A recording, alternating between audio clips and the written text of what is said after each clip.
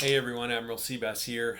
I'm going to combine the French, Italian, and American and Chinese turns into one because um, I don't think anybody's going to have any combat moves.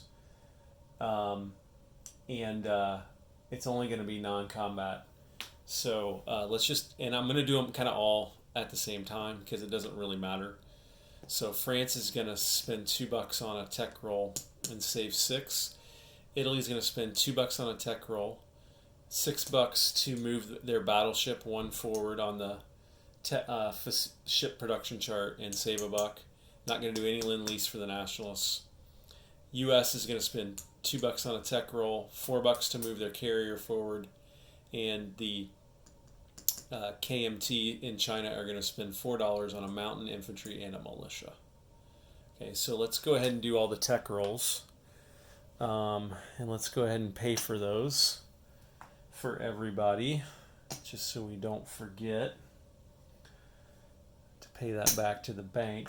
And the French are one away from advanced artillery, so they're going to roll for that one.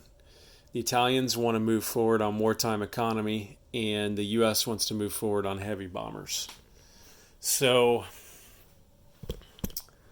let's see if let's do France first. Advanced artillery 7 or higher. They missed it. Italy wartime economy 7 or higher. They missed it. And the U.S. heavy bombers 9 or higher. They missed it. So nobody got their tech rolls. France is only going to have one non-combat move. And that's going to be this transport and this infantry going 1, 2 up to here. And then, just for I thought just for fun we might drop them in. No, we can't drop him. So he'll stay there. So that's it for France. Italy is going to have no non-combat moves. And neither is the U.S. The Chinese might, though. So let's think about the Chinese. By the way, I forgot to mention, now that Japan has invaded China, the KMT and the CCP are going to have a truce. And they're not going to fight the Civil War anymore. So just wanted to point that out. I think what we will do here is need to get some chips because we're going to have to chip stuff out. I want to move some of this forward for the KMT. So for example, from Yunnan here, we want to move these two infantry forward. So we'll chip him out, move those forward there into Hunan. And then make sure you can see all this. Make sure this is a good angle. Oh yeah, you got full coverage there.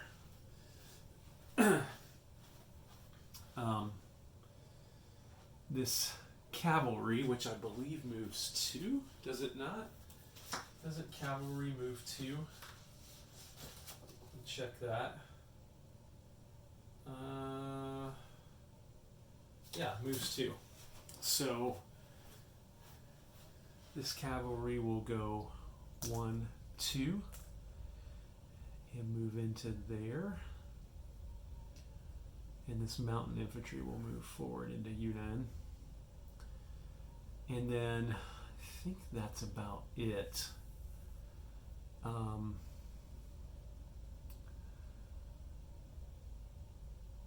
Yeah, we want to leave this guy here as a blocker for now. This cavalry could, maybe come up eventually.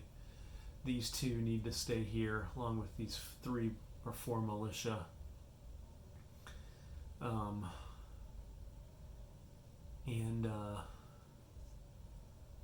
Yeah, let's leave it at that. I think that'll be good for non-combat moves. The U.S. have no non-combat moves, this turn, and neither do the Italians. So again, just doing this all at the same time here, just for simplicity. So now let's go ahead and place our units for the Italians.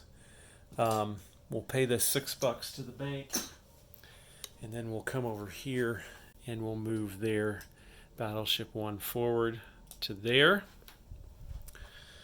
The U.S. will do the same thing. We'll pay this $4 to the bank, and then we will move their fleet carrier forward 1 there, 1 turn from placement. And then we get to place a mountain infantry and a militia as the KMT. So let's put this back here again, and let's figure out where to put these. I think I know where I want to put the mountain.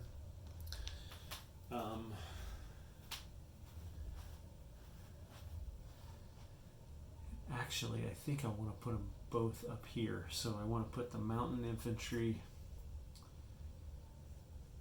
in here, right here. I want to put the militia in there too, so I'm just going to put him under the militia that's already there. Do that. So even with this 4x8 map, it can get crowded in here. So, got that. We got a pretty decent stack here that Japan's going to have to go up against if they want to take that out. Okay, so let's do the collect income phase. Italy saves $6, and they are sitting on 7, so they will have 13 to spend next turn. That'll buy them a transport, which for Italy, what do transports cost? Cost 8. And then I believe to move their battleship from box 3 to box 2 only costs 5. So they could do that if they wanted, or they could do a tech roll and save another $3. So they'll have 13 next turn. Oh, I'm sorry. Oh man, I completely messed that up, didn't I? France had $6. I need to do them first. So they'll collect another 6, so they'll have 12. Sorry about that. Italy saved $1 and they collect 7, so they'll have 8.